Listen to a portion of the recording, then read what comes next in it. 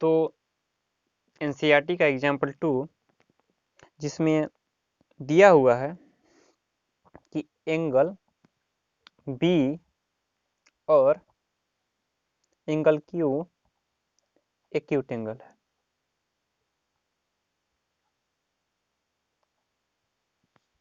Acute angle है और sign B का इक्वल टू साइन क्यू, ये भी दिया हुआ है। तो आपको यह प्रूफ करना है, टू प्रूफ दैट कि एंगल बी और एंगल क्यू इक्वल होगा। तो सबसे पहले फिगर बनाते हैं।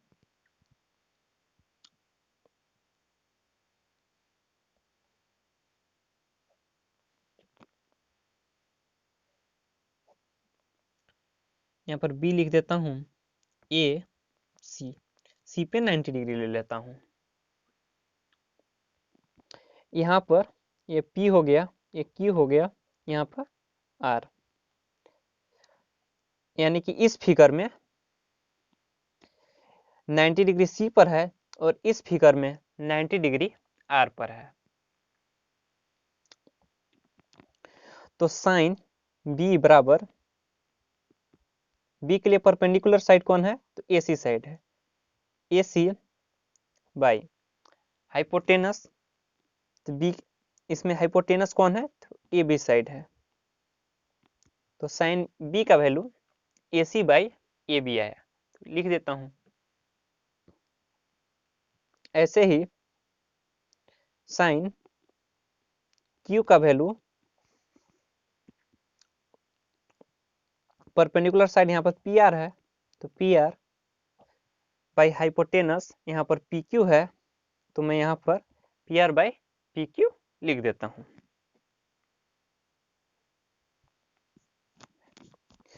चूंकि साइन बी और साइन क्यू इक्वल है, तो इसलिए AC by A B equal to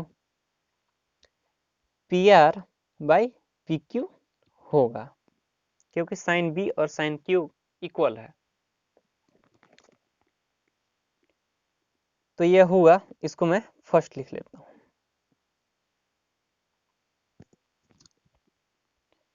यदि मैं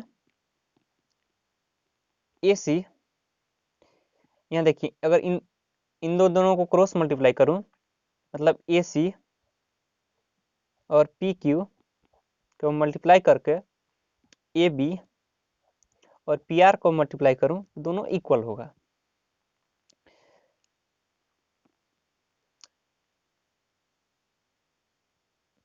तो यदि AC के नीचे AC बाई PR और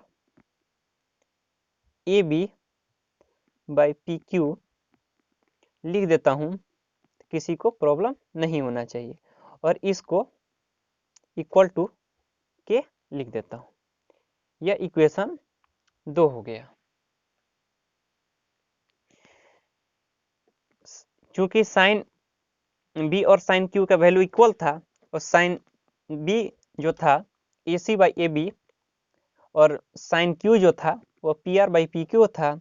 यदि मैं यहाँ पर इसको यहाँ पर ला देता हूँ और इसको यहाँ पर ले जाता हूँ, तो कोई प्रॉब्लम नहीं होगी। तो यहाँ से अगर मैं AC PR को K से मल्टीप्लाई करूँ, मान लीजिए ऐसे है, PR इक्वल टू K, और यहाँ पर है AB बाई PQ बराबर K। तो AC का वैल्यू जो आया वो KPR आया, और AB का वैल्यू जो आया वो पी क्यू आया। AC बाई, यहाँ पर बेस चेंजिंग से चेंज कर दिया, AC by P R equal to A B by P Q equal to K लिख दिया। तो AC बाई पी आर को के, तो अगर AC का वैल्यू कितना आएगा तो ये जब पी आर इससे मल्टीप्लाई होगा तो AC बराबर के पी आर हो जाएगा और AB बराबर के पी क्यू हो जाएगा। तो चलिए फिगर में देखते हैं, ट्रायंगल ABC में मुझे AB साइड पता है, AC साइड पता है और मुझे BC साइड फाइंड करना है। तो पाइथागोरस थ्योरम में हम ये पढ़े थे कि AB square equal to AC square plus BC square होता है। तो BC स्क्वायर बराबर AB square minus AC square होगा। ये हम पाइथागोरस थ्योरम से पढ़े थे। तो BC साइड के लिए BC बराबर under root AB square minus AC square होगा। तो AB साइड कितना है, तो AB साइड है के पी क्यू, यानी के स्क्वायर और पी क्यू साइड का square minus AC। AC side कितना है, तो AC साइड है के स्क्वायर, मतलब AC है के पी आर, लेकिन अगर स्क्वायर करेंगे तो के पी आर साइड का स्क्वायर। चूंकि के स्क्वायर दोनों में कॉमन है तो इसको मैं बाहर निकाल लेता हूँ, के स्क्वायर है लेकिन स्क्वायर रूट के बाहर आएगा तो के ही आएगा। तो यानी BC साइड बराबर के PQ साइड का स्क्वायर माइनस PR साइड का स्क्वायर। ऐसे ही triangle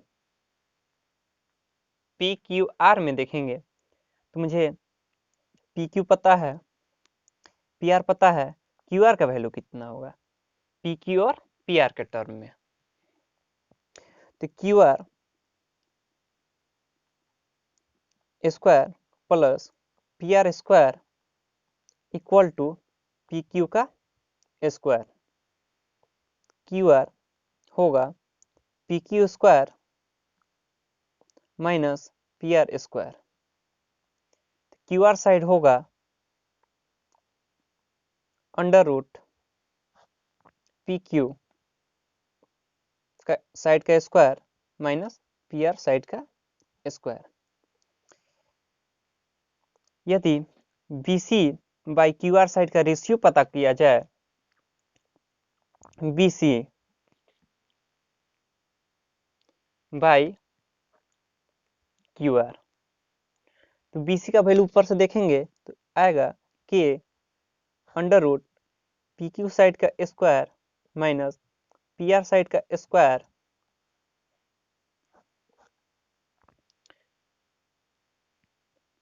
divided by PQ side का स्क्वायर माइनस PR साइड का स्क्वायर इक्वल टू होगा, ये दोनों कैंसिल हो जाएगा, के आएगा। इसको मैं थर्ड लिख लेता हूँ। तो इक्वेशन सेकेंड थर्ड से ये हम जानते हैं कि AB by PQ equal to AC by PR और BC बाई QR। यदि दो ट्रायंगल का साइड का रेशियो यदि सेम होता है तो उसका एंगल भी उसके सामने वाले इक्वल होंगे, यानी कि एंगल P और एंगल A इक्वल होगा। यहाँ पर आप देखिए एंगल P और एंगल A इक्वल होगा एंगल Q और एंगल बी इक्वल होगा। तो ये हम कह सकते हैं कि angle B equal to angle Q, angle B equal to angle Q, कि ए बी सी और P Q R triangle similar हैं, इसीलिए एंगल बी और एंगल क्यू इक्वल होगा। चूँकि triangle P R Q similar to triangle, लिए angle B equal to angle Q.